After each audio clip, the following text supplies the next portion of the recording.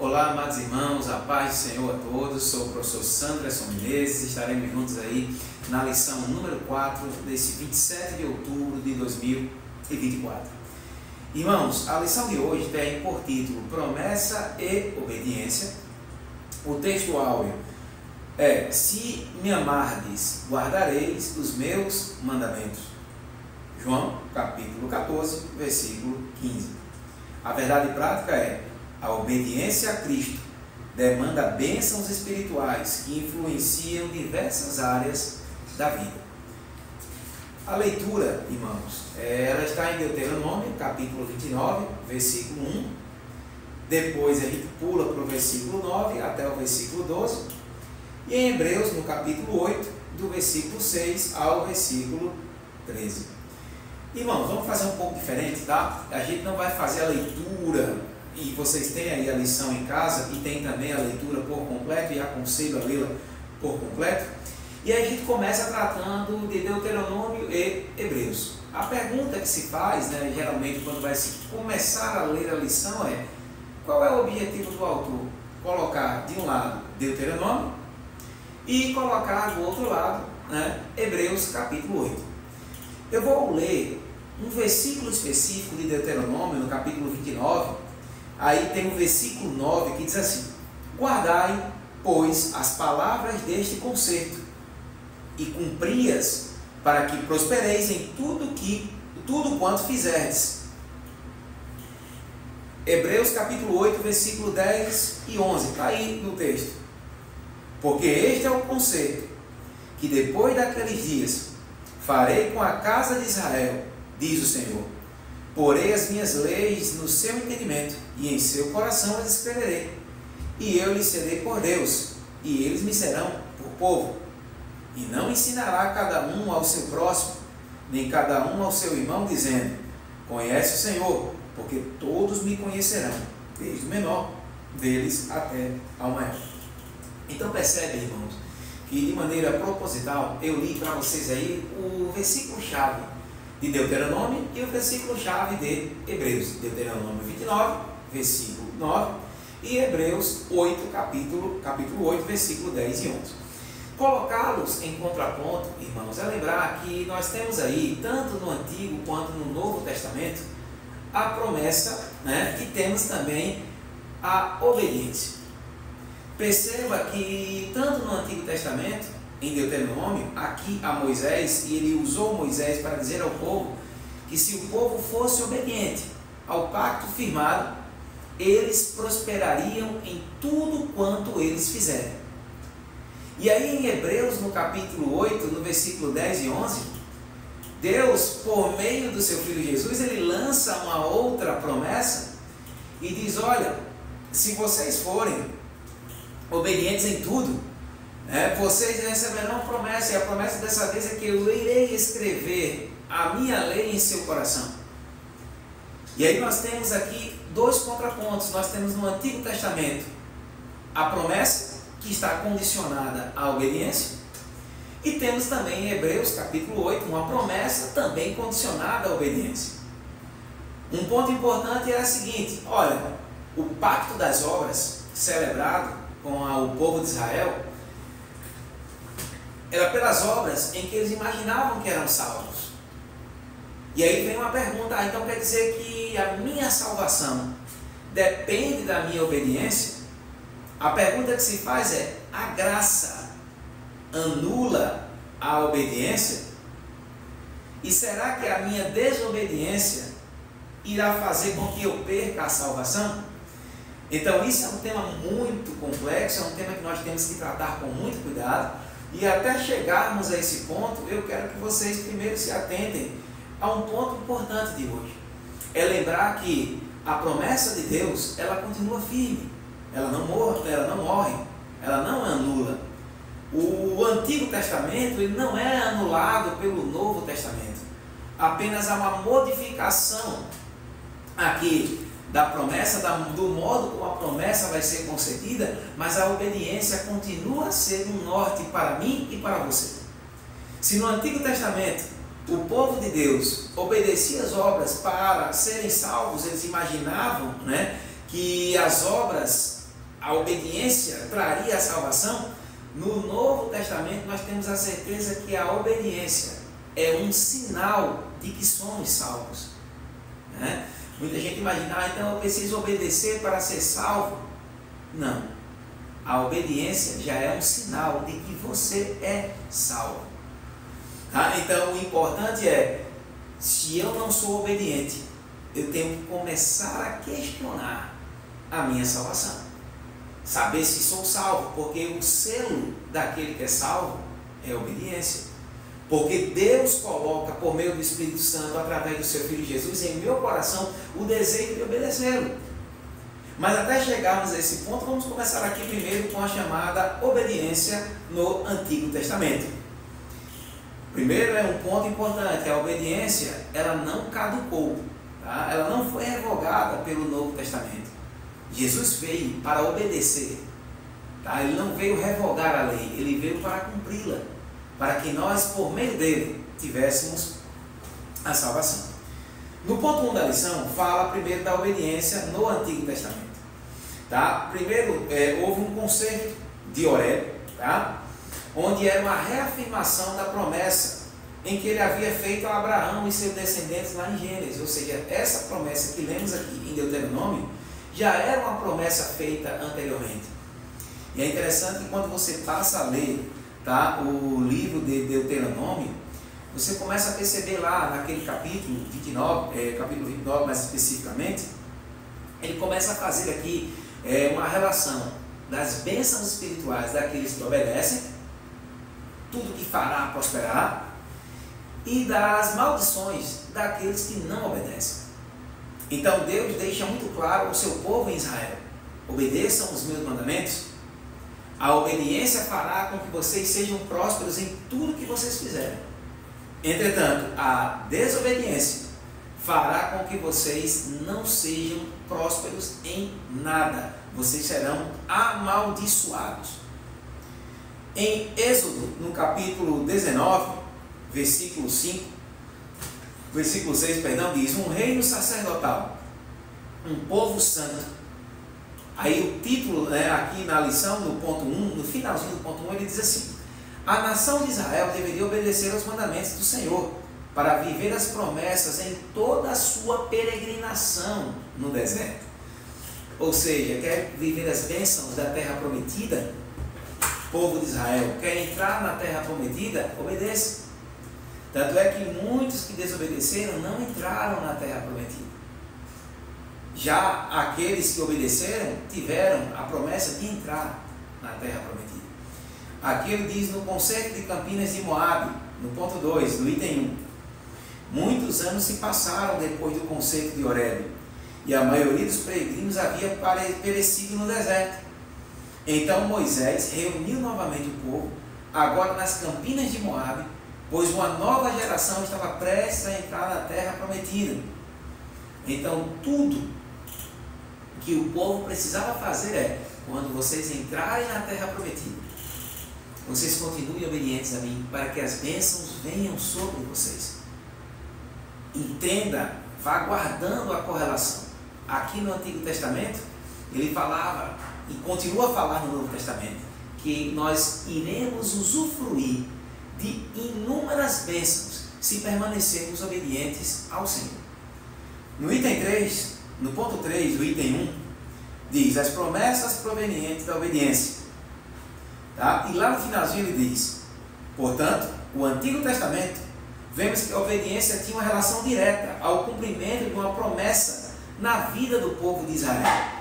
Então, se o povo de Israel quisesse ser próspero na terra prometida, eles teriam que ser obedientes. E aí aqui nós fazemos a relação com o Novo Testamento, que entra o ponto 2 da nossa lição: a obediência no Novo Testamento. E aí muita gente diz: agora nós saímos do pacto das obras e passamos para o pacto da graça. Nós somos salvos pela graça mediante a fé, e isso não vem de vós, é dom de Deus, não vem de obras para que homem nenhum se glorie. Claro, a nossa obediência não é uma obra para sermos salvos, mas a nossa obediência é um sinal de que Deus cumpriu a sua promessa lá atrás, lá em Jeremias, quando ele diz aí no item 1.2, ele coloca assim, Jeremias capítulo 31, versículo 33, mas este é o concerto que farei com a casa de Israel, depois daqueles dias, diz o Senhor, porei a minha lei no seu interior e a escreverei no seu coração, e eu serei o seu Deus, e eles serão o meu povo. No Novo Testamento houve a promessa, o cumprimento da promessa daquele povo de Israel que permaneceu fiel. A partir aqui da nova aliança, Deus incutirá em nosso coração a promessa.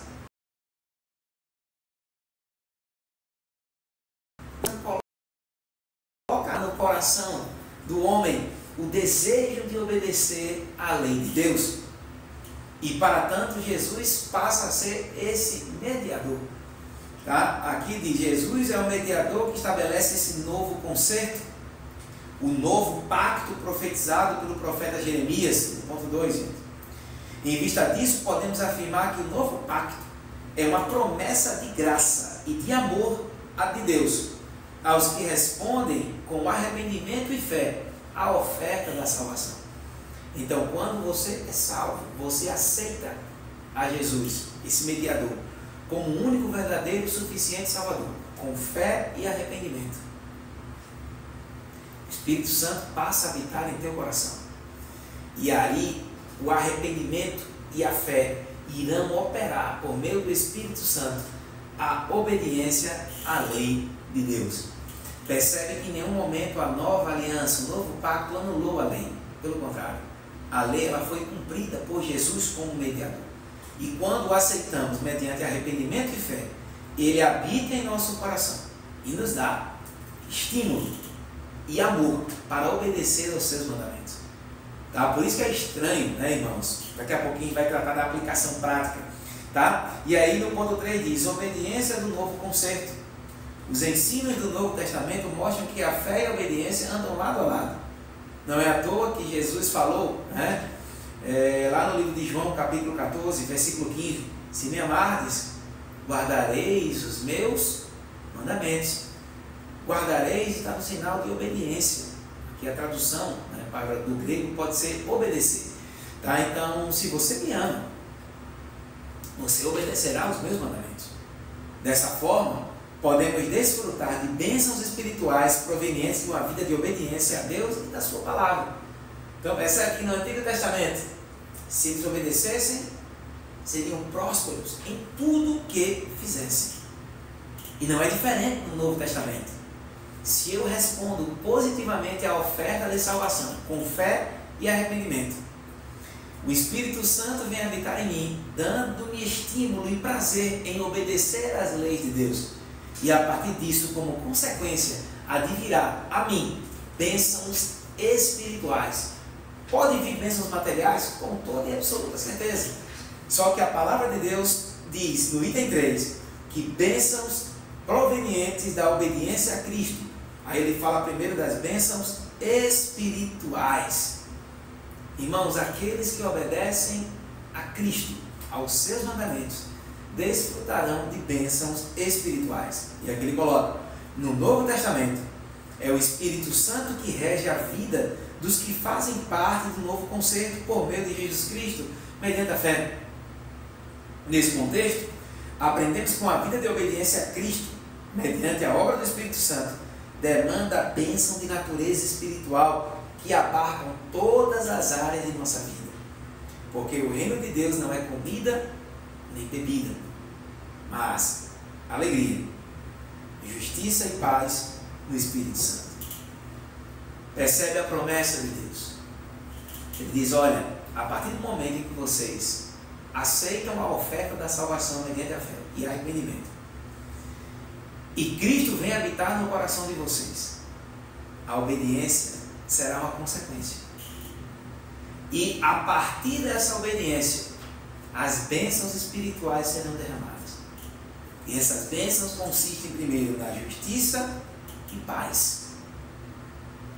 No ponto 2 ele diz, dessa forma temos uma vida de retidão, proveniente da fé e da obediência. E aí desfrutaremos de uma paz que excede a todo e qualquer entendimento, como trata lá em Filipenses, no capítulo 4, versículo 7. Então, desfrutar do Espírito Santo de Deus em nosso coração e da obediência que Ele nos direcionou, mediante o seu Espírito, fará com que nós desfrutemos da justiça, andaremos na retidão. Nós teremos paz que excede a todo entendimento e teremos, por fim, a alegria no Espírito Santo.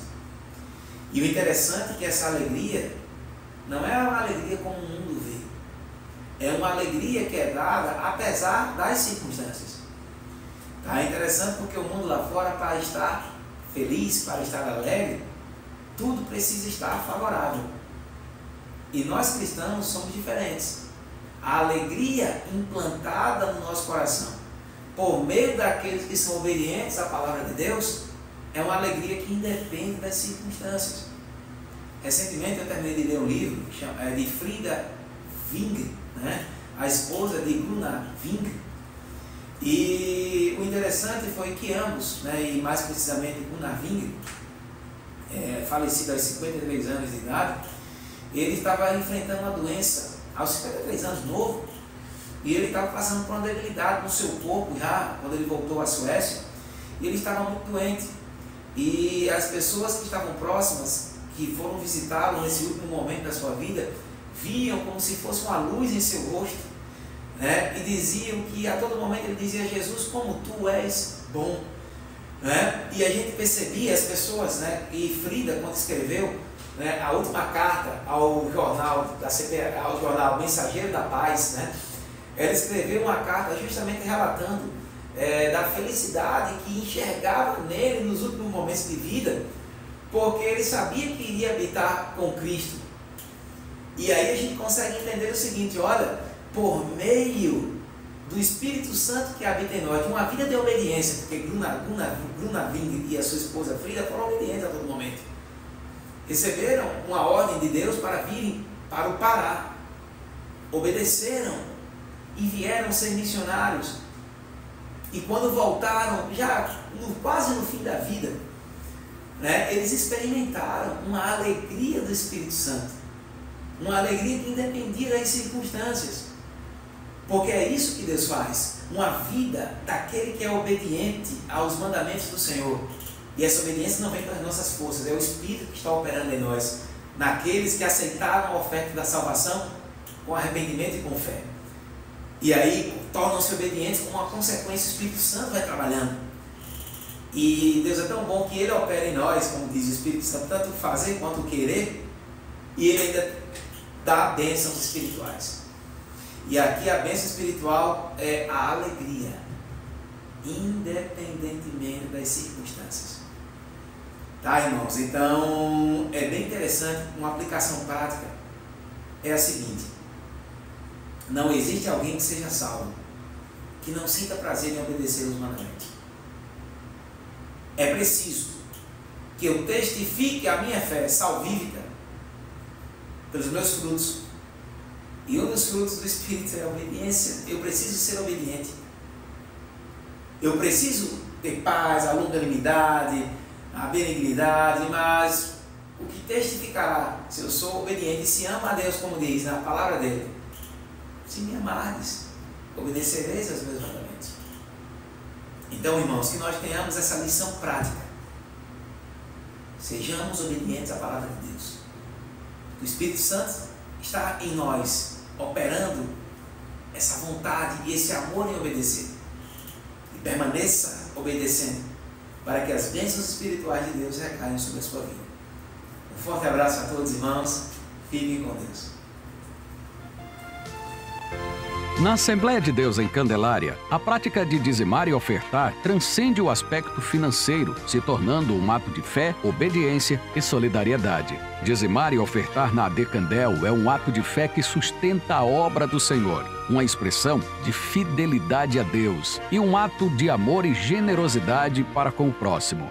Essas contribuições, além de manter a igreja funcionando, impactam vidas por meio das missões e evangelismo, proporcionam cuidado aos idosos através do SEAD, ajudam os pastores no campo e mantêm o nosso quadro de funcionários. Não deixe essa obra parar. Contribua com amor por meio da maquineta que está na mão dos nossos obreiros, por crédito ou débito, por meio do QR Code fixado em cada banco ou através da nossa chave Pix 08 332 785 000101 em nome da Assembleia de Deus no Rio Grande do Norte. Realizada a sua contribuição, envie o seu comprovante para este WhatsApp que aparece aqui na tela. E que Deus continue a derramar ricas bênçãos sobre a sua vida.